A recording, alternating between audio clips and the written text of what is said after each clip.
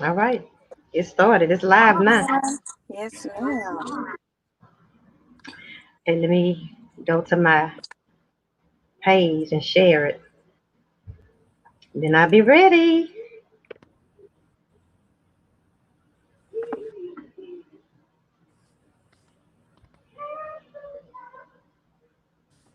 Okay, here we go.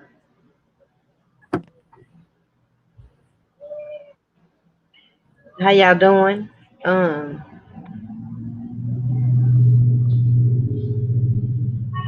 I give them about a minute to get in. I don't see nobody yet. Okay.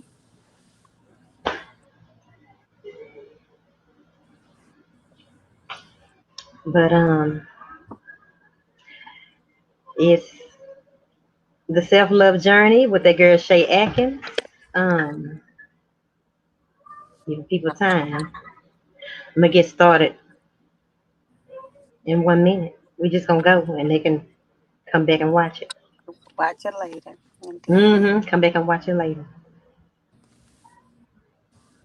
Anyway, thank y'all for tuning in to the self love journey with the girl Shei Atkins. Self love is my passion. It's what God has given me. It's my assignment in this season of my life to help people know that God loves them, to help people know that they matter, that you are enough. You know, we've been through so many different things. We all come from different backgrounds, but at some point in our walk, in our journey, we have to learn how to love ourselves. Our relationship with ourselves is going to be one of the most important relationships that we have, including our relationship with God, because how we see ourselves determines our choices. How we see ourselves determines our decisions, who we choose to be with, what jobs we work at, what school we go to, how we wear our hair, what we wear, everything stems from how we see ourselves. So the self love journey is just all about talking to people from different walks of life and how they got to the point in their life where they decided, you know what, I deserve better than this. I matter. How to get through those storms in life. And it stems from how you see yourself. So anyway, this is Ialana Tippins that I met through a friend, and she's ready to share her story. You know, it takes a lot of courage to get on here and share your story, to be vulnerable in front of people and let them know. But like I was telling my friend earlier that I was talking to, it might be tea to you, but it's my testimony. It might be some juice, but this is where God brought me from. So we're gonna go ahead and get started. I ain't gonna hold y'all too long. We're gonna get started into talking about Elena's story and the defining moment in her life that got her to where she is today. So come on, let's talk about it. Tell us about you. Okay. So, early on in life, my family come from a church home, so we was raised in the church, but a lot of religion took place in my family. That's how I feel. That it was just more so of what the church folk might think, and oh, the name being put out there. So it was, don't act like this or act according, or you're gonna embarrass the family name type stuff. Mm-hmm. So I can remember back 12, 13, and I wasn't perfect, y'all. I thought I was grown, smoking weed, all that. Mm-hmm. I was into that. So I think the first time, I mean, just a little bit of my background, you know, my dad was on drugs, Mm. crack cocaine.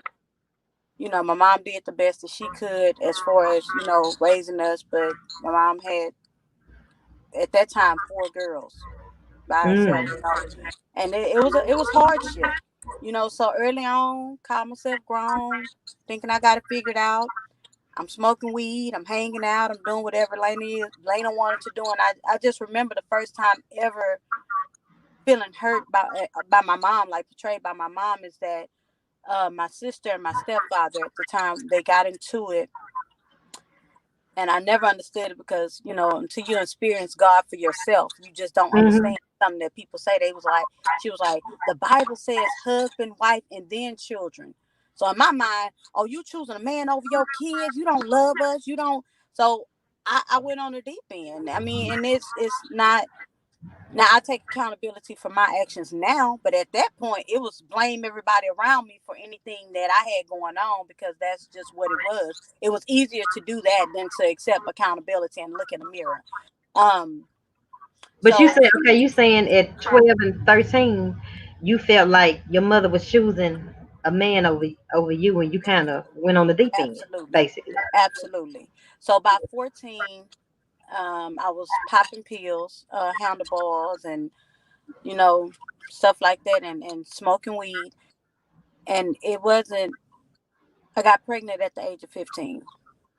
Mm. Um, because of course, looking for my dad wasn't around, due to his addiction, and even when he got out of his addiction, it was just like, to me, all it was about was my stepmom and my stepsisters and stuff like that. So I was just, like, I don't got nobody. So if this dude over here telling me I'm beautiful and he loved me and he this and that, that's the only person in the world that loved me. Okay, Yeah, so went there, got pregnant at 15. Of course, the family, they shamed of me. They, what the church folk gonna say, what people gonna yeah. say about you and stuff like that. So, I Mm-hmm. had to hear the you won't amount to anything, and the whispers and the snickers when you come Mm-hmm. around and stuff like that, the embarrassment. Mm. Um, so when I had my baby, I didn't know nothing about raising no child. So I left my baby with any and everybody that are watching, and could have been putting my baby in harm's way. I can stand on my truth and live in my truth now. It hurts. It still hurts that I have to say that out of my mouth, but that was me. That's who I was. I was that. That's my ugly truth. Now, That were you still living at home at this time when you no, had the baby? no, ma'am. I was put out. My mom said, "You want to be grown? Go be grown." Outside my house. So by the age of 14, I was put out, and I was a rebel. So by right, she was probably right by putting me out. But at that time, I'm with this guy. You can't tell me nothing. I'm thinking I'm grown and I'm out there. And then once I had my Mm-hmm. baby, you would think that I wanted to change for the better, but it really got worse, to be honest with you. Anybody Mm. that was willing to watch my baby, and I don't, I'm not knowing if I'm leaving my baby with somebody that's sick in the head, that'll hurt my baby, pedophile. None of that. I will leave my child with whoever will watch him so that I can go out drugging, clubbing, and turning up. I was all about to turn up. I was the fighter. You said something to me. I made sure that my name was recognized in the streets. I want to fight. I want to act a fool. And it wasn't until the first eye opener I had, which made me leave drugs alone, is that when I want to say I was 16. I was Mm-hmm. 16 years old and I almost overdosed. Mm. And I literally slept for like 2 days and they thought I was dead. And when it got my mom, and I remember her coming down there to get me, they took me to the hospital and she was just going off on me. And again, it's always somebody else's fault. I'm not gonna take Yeah, accountability. I'm not gonna take responsibilities for my actions. Whatever. It was, well, if you wouldn't have hurt my heart like that, I wouldn't have had to go that route. I wouldn't, So it's just that was my first eye opener. And after that, I was just like, I don't want to do no more drugs. I can't do this. Like, I don't want to die. This is yeah. serious because according to the doctor, I had enough in me to knock out a horse. Oh, So, yeah. it's that was an eye opener. And then at the age of 17, I was yet again pregnant again. Mm-hmm. Mm-hmm. So I had my baby. So at this time, I'm a mother of two. Mm. And my sister, I remember my sister coming to me and she talked to me so bad. Oh, she hurt my heart, but I needed that. I needed Mm. that because she was like, I'm sick of you being trifling, you sorry. Yeah, she was going on the deep end on me. And I was Mm-hmm. just crying like, you don't know, you don't Yeah, understand, because I wasn't yeah, ready to accept accountability. So, with, yeah, with that being said, she was like, no, after today, you gonna do what you gotta do. I'm not finna raise your kids. You gonna do what you gotta do and take care of these kids. yeah. So I put my big girl drawers on and I did stuff like, go enroll in parenting class. And I was talking to other mothers and like, oh, well, what you doing? Getting advice from them because, to me, even if the guidance wasn't there, I was an acceptance of it. I didn't Mm. accept it. I didn't have, that guide, and somebody that took their time, take me in the kitchen, show me how to cook, show me how to do this. So everything I learned is basically learned from other people, and I'm a fast learner though. So Yeah. that's something that happened in 2003. My world changed. My daughter passed away. Now, keep in mind, I was raised in church, so I know what thus saith the Lord. I know you train up a child in the way they should go, and they should never flee from it, and they always come back to it. But at Yeah. that time, when my daughter passed, I was like, "There's child molesters, there's murderers, there's so many people that you could have took, but you took my child." So in Yeah. my mind, what God, and I can say that truth, and don't jump on me, my holier than thou friends. Don't jump on me because I'm living in my truth. This is how I felt. I was angry with God. I questioned him because it's like, if you love me and you want the great things from me, why would you put me through so much? Why would you take my daughter? She was innocent. She didn't have, Yeah. she didn't sin against anybody. Even though we were born into sin, and it was just like I was angry with him. And I Yeah. remember my aunt Eunice, Lord rest her soul, she made me go to church with her and my cousins. And I sat back there with my lips poked out. I don't want to hear nothing about, oh, what God is gonna do. He gonna bless your storehouse. He gonna do. I'm sitting back there the whole time like, all right, Yeah. You wasn't with big feeling it. attitude, big Yeah. attitude. Couldn't tell me nothing. And towards the end of the sermon, this lady knew nothing about me. Didn't know my story. Didn't know where I came from. Did nothing. And I'm sitting in the back because I'm about ready to go. I'm looking at my watch like, okay, we've been here an hour and a half. Too. Okay, is it time to go yet? So she called me. She was like, "Come here, baby." And I'm like, looking like everybody else. Like, who's she talking to? Yeah. The old lady sitting next to me. She said, "Baby, she talking to you." I said, she was like, "Yeah, come here, come here."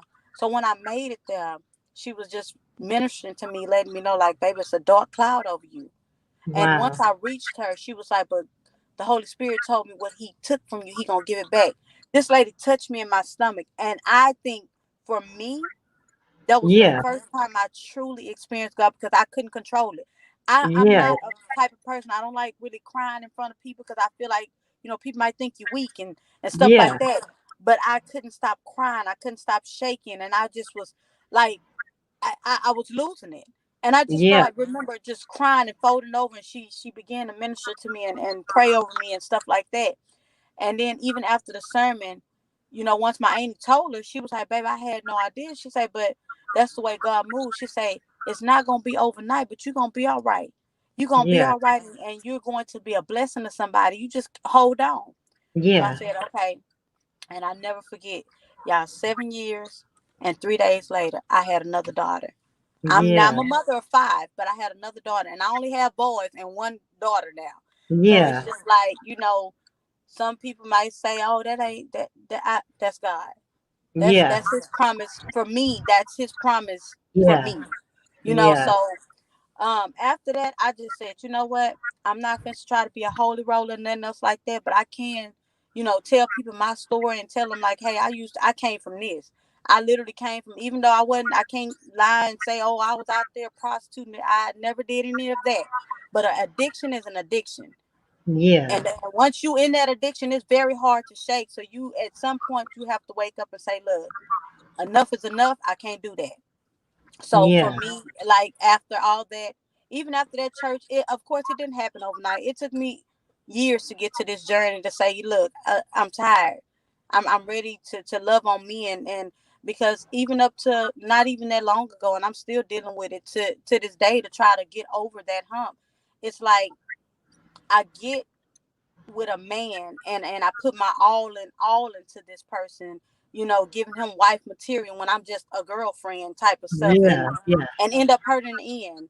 The same Yeah. thing. And it's like I really have to dig deep within. Like I went through things, and I had to start saying, look, it's time to address the situation. You need to get your mental together. You need to Yeah. love on you a little more. And as I Come on. started talking and getting with my counselor and stuff like that, it's just like a lot of things. And I had to realize this all came from lack of self-love. Yeah. It honestly did. And a lot of people don't want to admit that. Oh, I love me. I love me. Yeah. Okay. We all say that. Yeah. Everybody says how much they love self.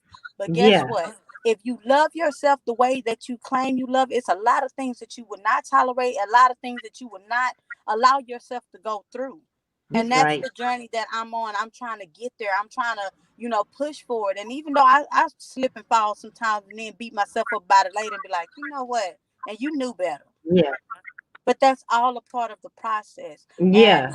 as soon as you confront that That's demon right. that's staring back at you in that mirror, the faster Yeah. you get on that healing journey. And that's, pretty much my story. You telling the truth. And that's why I call this the self-love journey, because the self-love journey begins once you recognize that you deserve better. Once you say, you know what, I'm gonna have a healthy relationship with myself now.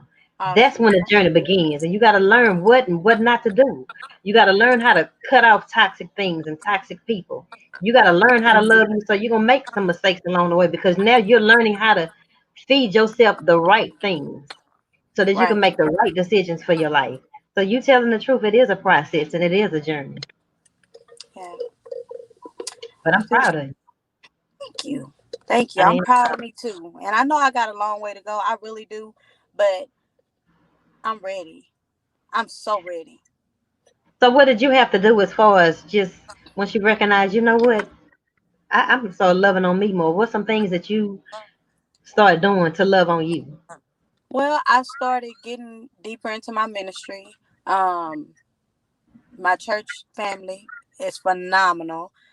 And just staying around positive people. I have learned to start loving people from over here. Meaning, if I feel like you're disturbing my peace or you're taking me to a place that's gonna lead me back down that journey, I know how to stay away from you. Now it's nothing, no beef or me trying to be funny with you. It's, hey, if I see you, hey, how you doing? But I keep it Yeah. pushing because one thing about me, I'm a person that attaches myself. That's Oh that's yeah. one of my flaws, and Oh it's a yeah. blessing and a curse.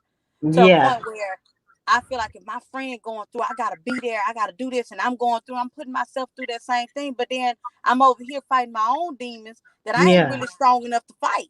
It's like who helping me fight these? So I Wow. have to learn how to you know distance myself from people that's always on a negative trip. That's Yeah. always on you know stuff that I'm not trying to be on, or the negative vibes. I can't because I Yeah. know it's easy for me to get sucked back into that. So that's some of the things, some of the changes that I made just watching the company that I keep. I speak affirmations every day over my life. Come on. Um, just to make sure that I know, like, I don't never question yourself. You're enough. You're more than enough. Come on Love now. on you. Like your journey is just starting, but you're gonna look Yeah. back a couple of years from now and be like, girl, you done came a long way. So I'm ready for that. I Well, absolutely am. let me ask you this, because you were saying that your father was on drugs Yes, growing he up. was. You just basically feel like you didn't have the parental support, which probably led you to this negative path that you went Yes. down. Self So destruct. how is your relationship with them now? Oh, y'all, my daddy is my man. I cut you behind my daddy. That's my guy. He is sober. He is a true man of God. He always has a word for me. Come Always, on. telling, and then he always talks to me about forgiveness. He Wow. always talks to me about forgiveness, and that's one thing I had to start with myself because I honestly, like I said, I've always blamed other people for my shortcomings. Anything I did wrong, it was quick for me to, oh no, Shay. If Shay wouldn't have said that to me, I wouldn't have reacted like that. It was Yeah. never like, you know what? I had a choice. I had a Yeah. choice to say what I said or say what I didn't say or something like that. So I had to start by forgiving myself. And now, like with me and my dad, I can call and talk to that man about anything, and he always got a word for me. I always have something positive to say. I always have affirmations, and it's a beautiful thing. And my mom as well. My mom as well. Like true woman of God, calls and prays over me. She'll feel something going on and she'll call me and be like, hey lady, what's going on? And I'm like, Wow. mama, ain't nothing going on. She'll be like, girl, what's wrong with you? That's And next good. thing you know, I'm snotting and crying, telling my mama, I'm stressed out. I can't. It's Oh, as if she feel it, and I thank God for that because man, growth and forgiveness, it yeah. it it has done some amazing things in my life. I'm not even gonna lie, because I held on to them grudges. I I know, did. and you have to forgive them, right? I and Able to have myself. this I had to relationship. forgive them, but I had to start with self though. I had to start with Yeah, self because a lot of stuff that I allowed and I put myself in a lot of situations. And it was yeah. easier for me to blame other people than to look in the mirror and say, "Nah, that's you." That's the Wow. hardest thing It's you can hard do to for do that. yourself. It's It's hard. hard to do It that. is hard to look in the mirror and say, "That's you." This Yeah. is your actions. That's your character. This is who you are. This is your ugly truth. It's hard Wow. because anybody, I can look at somebody right now and say, "Oh, you know, you ugly," and I know that person is ugly. But I can look at them and say, I can't hear you "That's you." anymore. It's harder. Are you? Okay, there Can you you hear go. me? Yeah, yeah. Okay, I don't know what happened just then, but So you say you can look at somebody and I can look at somebody and tell you 10 things what's wrong with them. But when you have to say, "Well, what's wrong with you? What's your demons? What are you hiding? What are your skeletons?" You be like, "Oh, I nothing. I just no." It's a little harder to do that. It's hard to do that. So once I confronted my demons and forgave me, it was easy for me to forgive my parents because I've always wanted that closeness with them. I've always wanted that bond, and now I have that, and I'm very very grateful for that. wow. So did that help like as far as with your healing? It does. That relationship being restored? It They help does. you? It does because I noticed when I wasn't at a good space with my parents, um, I was toxic, very toxic, and I was being toxic Wow. towards children, and I noticed I was repeating things that hurt me in the past with my children. So I even had to have a sit down with them and apologize to them.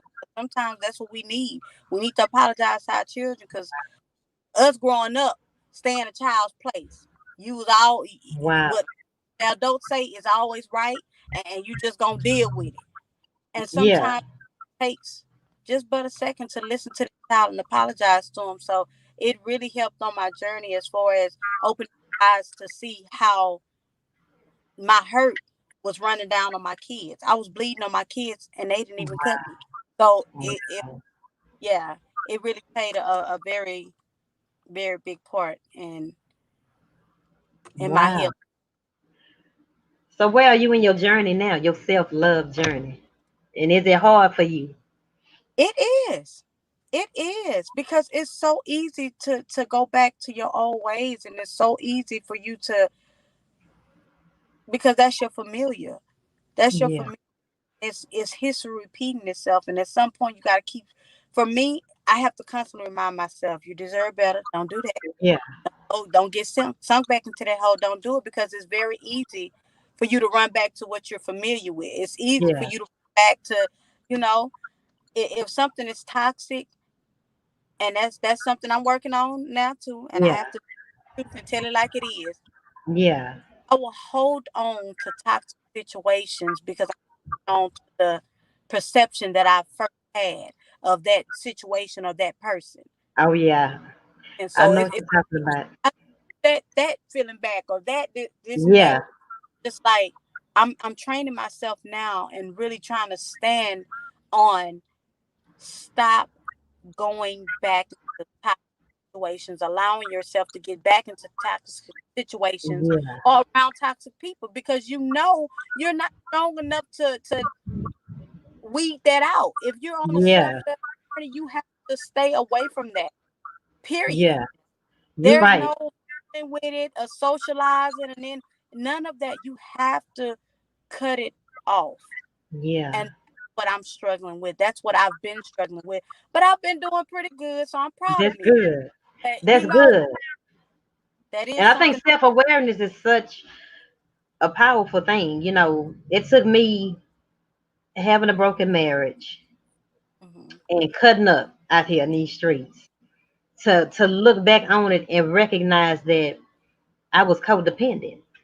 I Yeah, developed unhealthy attachments because I didn't love myself and I felt validated by these attachments. I felt validated by being a wife, validated by this good looking, thing, choosing me. I feel validated yeah, by that. And so outside of that, I would literally go into withdrawals if I lost the person when I wasn't ready to lose them, or they walk away from me. I would literally go into withdrawals of have those feelings of abandonment and rejection that I had to heal within me, because I felt like, who am I? Who am I without being a wife? Who am I without being an artist? Who am I? And you got to know who you are without what you feel like you so attached to. You Right. are you are valuable in and of yourself, but until you see it, you're gonna keep having those codependency issues that you need to heal. You got to build yourself up by yourself to know that I am enough. Yeah. Without them, I'm still enough. Without them, I still matter. Without them, I am who God says I am. I am significant. I am valuable. And you got to know that. And you got to And heal that part of you that feel like you ain't nothing yeah, without her or him. But that's it's so important. I feel you on that. I feel you on that. Like I said, my wound is fresh because that same thing. It wasn't so much as codependency. It was just more so of, I don't know. Like I had something to prove. Like I'm gonna hold on to this, and we were so good, and so this and so that. But then you ignored all the red flags. Though. So what's up? Yeah. What's really, like what's wrong with you? To where you didn't have these red flags. You didn't have them all throughout the relationship, the situationship, or whatever. Mhm. So what's the problem? So it's just that I would justify another person's shortcoming, and Wow. it for me, I'm ready. I'm just ready. That's When I good. whole journey, and I know it's not gonna be easy, and I know I may fall. I know I may, you know, mess up from time to time, but Yeah. that's not gonna stop me from getting where I need to get. Yeah. The important thing about falling down is getting up. Don't stay there. Indeed. And you might have a season. I had a season where I stayed there and I laid there like a pig in the mud, and I wallowed in my mess. I wallowed in my misery until I got the strength and I got a different way of seeing my situation to get up. You can get up, rise up, get up. It ain't over. It ain't over for you. Get up and start feeding yourself, feeding your faith, feed your spirit, feed your mind. And like you say, remove that toxicity from your life, because you'll never be able to walk that straight path with these toxic things and people pulling you Indeed. down, pulling you back, making you feel like you're not enough. Right. So, yeah, that's good. So, you pushing on to your self love journey and you loving you. And you done came from losing your daughter to being mad at God to uh, living from shelter to shelter, going Yeah. down the dark road, having being a teenage mother Yes, in ma'am. toxic relationships, and here you are today, drug free and Yes, ma'am. pushing through one day at a time. Yes, ma'am. Yes, ma'am. And I'm ready. I'm just, And I it's thank you just, for sharing your story. Is it anything else you would want to say to anybody that's watching, that's going through, maybe what you went through? I mean, yeah, it's because a lot of people, like for me, it's not hard for me to tell my story now. I'm really at a space in my life that I've been through too much, and I'm too blessed to hide who I used to be. A lot of people that I know was there when I was out there and on drugs and crazy and doing what I wanted to do and just reckless. So my journey is always because for me, I felt helpless. I felt like I was at a space where I'm so far gone, ain't no bouncing back for me. Ain't no, I got all these kids and I'm just, I ain't got nothing really going. I'm just struggling. I'm this and I'm that. And I stand today to just say, baby, God is a miracle worker. And I can share this testimony right here. I started a transportation company back in 2013.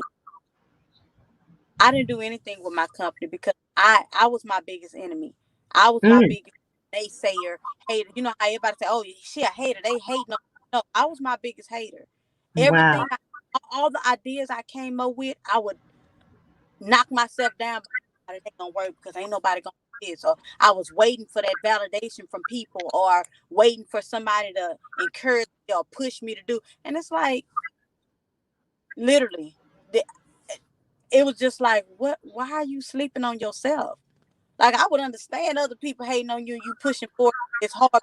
You your biggest hater. Sometimes Wow. it's us that stand in the way of us. That's I'm telling right. my my well, I'm gonna say my sister. She's not my blood sister, but she was working at the company. She was like, sister, I got, let's you say you want to do your transportation. You say you're not gonna sleep on yourself no more. I work at this company, you can transport people. This lady had me clients within 3 hours of her posting me. And it was literally like my transportation company is booming just by word of Wow. mouth. I got a waiting list. Now I got to get more vehicles or try to come up with how I'm gonna do this, but I know he gonna make a way. Now I Wow. have cleaning service as well, and that was by accident. that Yeah. was I never intended on starting a cleaning service, but started with one home, cleaning one home, and it traveled the Wow. world. And now I'm booked to November, and so Come for, on now. and I work a full-time job. Let's say that I have an Wow. 18 just graduated. He have his own place now. You know, doing good for himself. He's about to go off to college, and all my kids are doing well. So everything that the enemy said that wasn't gonna happen, I wasn't gonna make anything of myself. My kids wasn't Yeah. gonna make anything and stuff like that. Listen, the devil is a lie. We sending it right back to hell where it came from because I Come still on now. I'm not balling. Don't get me wrong. I'm not balling and I'm not out that water yet, but he's making a way to a point where I don't have to beg or borrow from nobody. Wow. That's I beautiful. don't do that. So wherever you are in life, the only message that I really have, wherever you are in life, don't matter. I don't care if you think that you're so low to a point where ain't no getting up from this. Ain't no, you can get up from anywhere. That's You can get. right. You're talking to somebody that had an addiction to pills. I've tried powder before. I've smoked weed before. I was there. Yeah. I didn't care. I didn't care about self. I didn't care about. I feel like if I wasn't stealing and I here selling my body to get the drugs, should nobody have nothing to say. But I was self-destructing, Yeah. self-destructing Me to a too. place where I'm homeless, sleeping on people couches. I'm staying in Covenant House at the shelter. I'm out there, but I'm still Yeah. drugging. You know what I'm Yeah. saying? You're talking to a person that has literally been there at my lowest, and I really felt like, baby, God forgot about me. He didn't forgot about Oh. me because I was mad at him back in 2003, so he playing get back with me. I'm Yeah. serious. I Yeah. played in my head, and a lot of people, that know the word, oh, you should never say that about God, man. This is my truth. This is who Oh I yeah. am. Trust me, God is the head of my life, and it's called a personal relationship, and me and him got a Yeah. good, you Yeah. know him. I talk to him daily. I'm in my word. I stand on his word.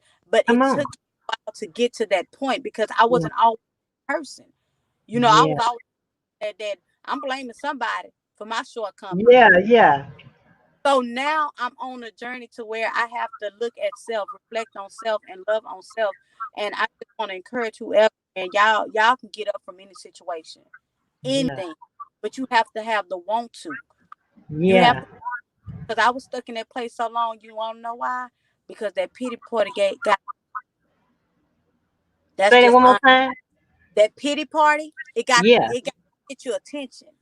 Yeah, Oh. when you throw the pity party and wallow in your sadness, and I'm just Yeah. this. Oh yeah, get your attention. You get the Yeah. poor me story.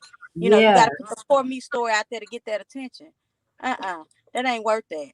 You got to Yeah. really be able to love on self and say, you know what, I deserve better. And it That's starts with right. you. You got to make up in your mind and mean it. That's right. So that's pretty much all That's a I have word to right say there. about That's a it. word. Indeed.